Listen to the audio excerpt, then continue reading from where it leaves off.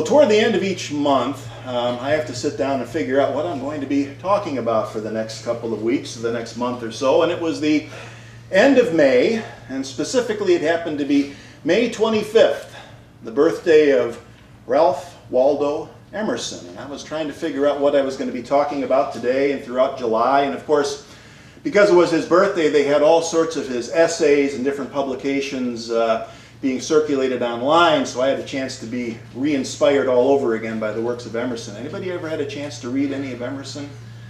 Beautiful, beautiful writing. And Emerson is an important figure in unity because Ralph Waldo Emerson was a huge influence on Charles Fillmore, and not just Charles Fillmore, but many people that are involved in what has come to be known as the New Thought movement, religious science, and the different groups that fall under that umbrella. Very influential. And the title of my talk today, Spirits in Rebellion, is actually the title of a book that was written by Charles Braden. And there it is, Spirits in Rebellion, The Rise and Development of New Thought.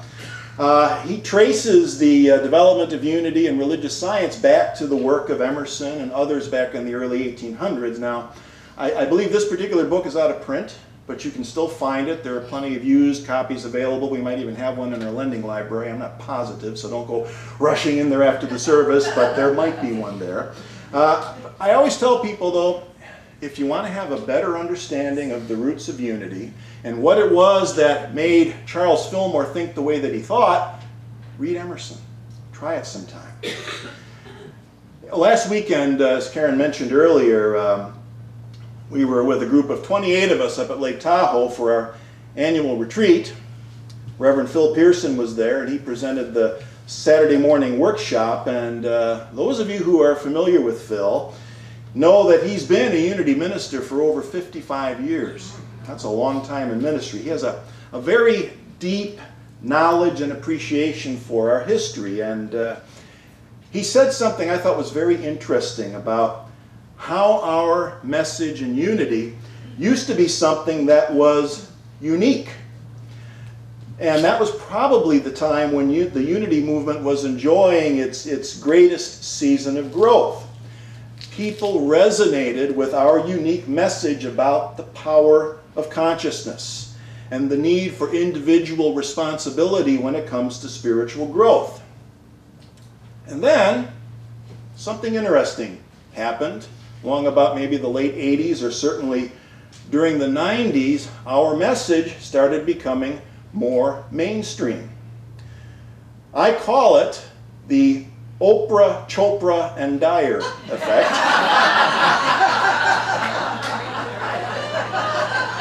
Because you began hearing the threads of the unity message about consciousness, and yeah, right, Oprah has all these guests on, and Dyer and Chopra, it could be Oprah, Chopra, Dyer, Tully, and it could be like a law firm, but they took our message and they ran with it. And it had the effect of making it more popular, getting it out there to more people, and in some situations, unfortunately, I think it also made it a little more, sometimes more shallow, more materialistic, and maybe more narcissistic. So, you know, there's good and there's bad. There's pros and cons when that kind of thing happens. And I've said before that I'm not a big fan of pop fad spirituality. Plenty of self-proclaimed gurus out there to choose from, and they promise all sorts of things. They promise inner peace, healing, oneness, the key to the meaning of life, and on and on. They have all these promises, and so often in our current cultural situation, these gurus and teachers base their message on some kind of a secret or special teaching that was revealed just especially to them because they're just so more spiritual and special than the rest of us. It's happening. It's out there, and that's exactly the kind of thing that Emerson and the unity movement were trying to get away from all the way back in the early 1800s, the early days. They were trying to get away from claims of truth that are based on the authority and the charisma of the speaker, or based on some secret, sacred ancient holy book or based on some special revelation that only they received, that you were required to accept because they said so, and you don't get to question it, which is really the foundation of most religions when we think about it. Religions, they often start with a charismatic holy person who speaks from a position of authority, who claims to speak for God or some other entity, and receives special revelations straight from the source, or they point to a holy book and say that that's the authority and it can't be questioned. Some combination of those things are what go into most religion: authority, revelation, and scripture. Traditional religion insists that scriptural and philosophical truth can only be found in tradition, ancient authority, revelation, and scripture. Emerson and Fillmore said, cut out the middleman. Get rid of the appeals to authority and make sure that the ideas you want to teach can stand on their own merits. That's all they asked. That's all they were asking. And I continue to be amazed as I look around at the current state of spirituality, and especially some of the New Age versions out there. So often I hear about someone who has an idea or a philosophy or some sort of a teaching or a claim that they want people to believe.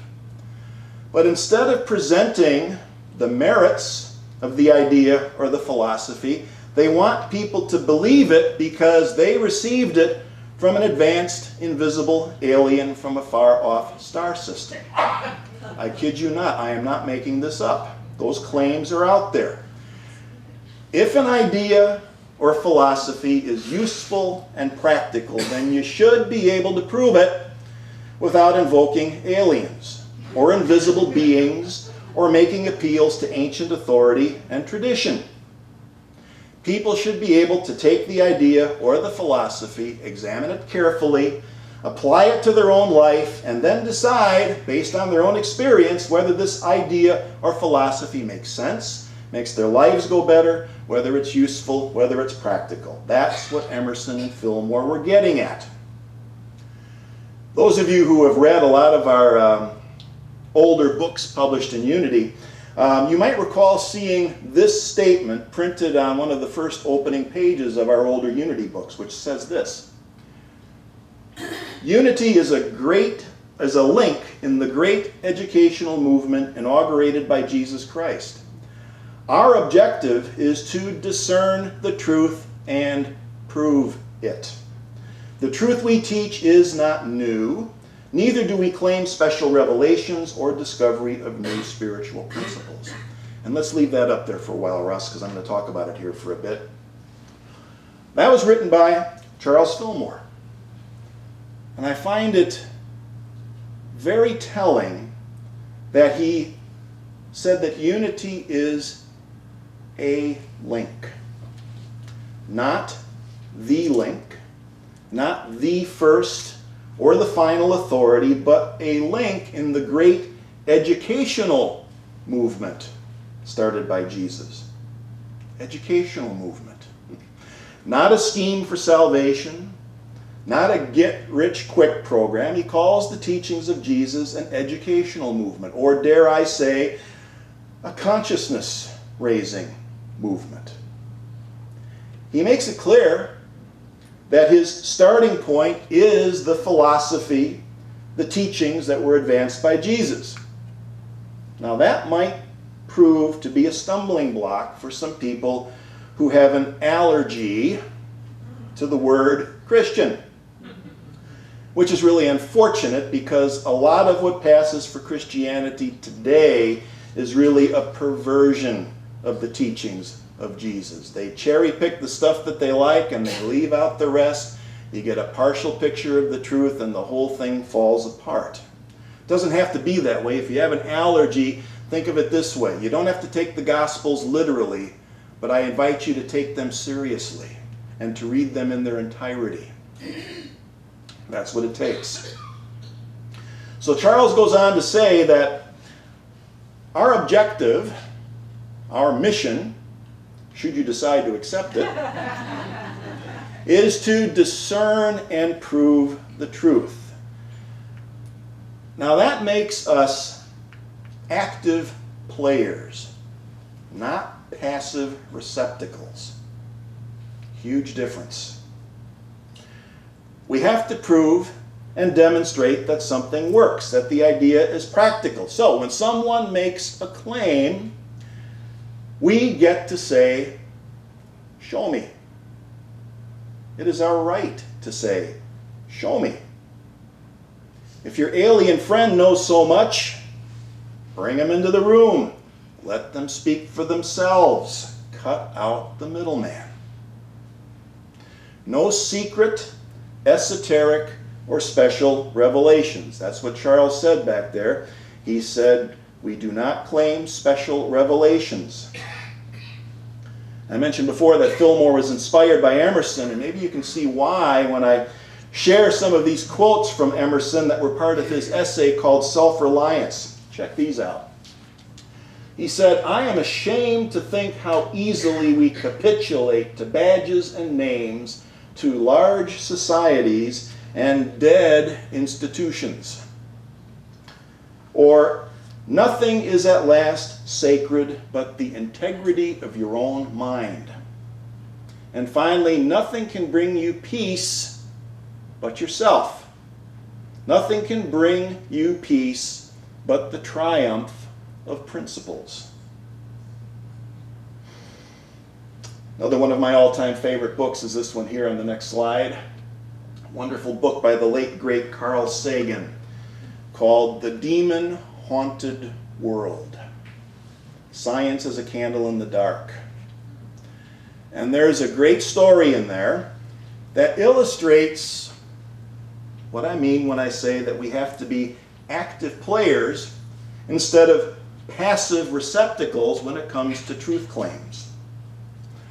So imagine someone walks up to you and says that a fire-breathing dragon lives in my garage. What would you do? Probably depends on how well you know the person. If it's a complete stranger, you might kind of be, doing one of these things, get me out of here. But if it was someone that you know, you might think to yourself, wow, what a great opportunity. I've heard all of these ancient stories about fire-breathing dragons, but never seen any real evidence. So you say to them, show me. Perfectly reasonable request, right? Show me. So he leads you to his garage. You open the door. You look inside, and there's the usual garage stuff, some paint cans and a ladder and golf clubs and stuff like that. But no dragon. So you ask a very reasonable question. Where's the dragon? And the guy says, oh, she's right here, but I neglected to tell you, she's invisible. Darn. Okay, you've come all this way, so you propose getting some flour from the kitchen. Sprinkle the flour on the garage floor, right? Because what are you going to do then? You're going to capture the dragon's footprints, right? At least you can see the dragon's footprints, and the guy says, wow, what a great idea. Something else I forgot to tell you. The dragon floats in the air. Okay. So, you offer to go and get your infrared heat detector, right? These little guns that you can point at something to see how hot it is, because what you're going to do is you're going to detect the invisible dragon fire. And the guy says, oh, wow, what a great idea. Except the fire is totally heatless. All right. So now you figure, let's go get some non-toxic, of course, non-toxic spray paint, right? And we'll spray the air and we'll make this dragon visible. And he says, geez, what a great idea. The only problem is that she's an incorporeal dragon and the paint won't stick. And by now you can see where this is going, can't you, right? And you might be wondering, and rightly so, you might be wondering, what is the difference between an invisible, incorporeal, floating dragon who spits heatless fire? What's the difference between that and no dragon at all? Not much. Would it be reasonable to believe the person who says that there's a dragon in that garage? You can if you want to, but has this person delivered what they promised? Have they delivered to you a fire-breathing dragon experience, or were you being invited to just make it all up in your imagination? That's the key. And speaking for myself, I would be justified in rejecting the claim that there is a dragon in that garage. In fact, for me, I would consider myself required to at least tentatively reject that claim unless and until there's additional evidence. And I'll tell you what that does for me. It makes my life a heck of a lot easier, a lot more efficient, because I'm not wasting a lot of time going around chasing imaginary dragons and trying to prove that they exist. Set it aside. If the evidence is there, we'll find out. But otherwise, let's focus on what it is that we can know based on our own experience. Focus on that stuff. That's what you get good at, instead of all these distractions. That's what works for me. How often do we apply that kind of standard of proof to the claims that are made in the name of religion or spirituality? How often do we get out the bag of flour, the heat detector, the spray paint, and say, "Show me," and really mean it? My friend with the garage dragon may be the nicest person in the world, trustworthy and loyal in all things. He may sincerely believe there's a dragon in his garage, but his belief, his unproven claim, is of no practical benefit to me or anyone else that I can see. And as I mentioned before, I will be open-minded. I'll change my mind based on new evidence. We want to have an open mind, but not so open that our brains fall out on the floor. That's a quote that Carl Sagan uses in that book, and you know what? We don't know exactly who came up with it first, but it's a good one. We want to have an open mind, but not so open that our brains fall out on the floor. So Emerson and the people that he influenced, like Charles Fillmore, wanted us to take personal responsibility and to look at truth claims and test them. They wanted to offer a workable philosophy of life, a practical worldview that we can verify using our own experience. And we're going to be spending the next few Sundays doing that with one of Ralph Waldo Emerson's essays called The Oversoul, which is really a wonderful, wonderful little essay. We're going to look at that, and we're going to look at 3 practices that he recommends for coming up with a workable philosophy and a workable way of discovering the meaning of life for ourselves. So that'll be our series for the next few Sundays, and hope to see you then. Thank you. Thank you.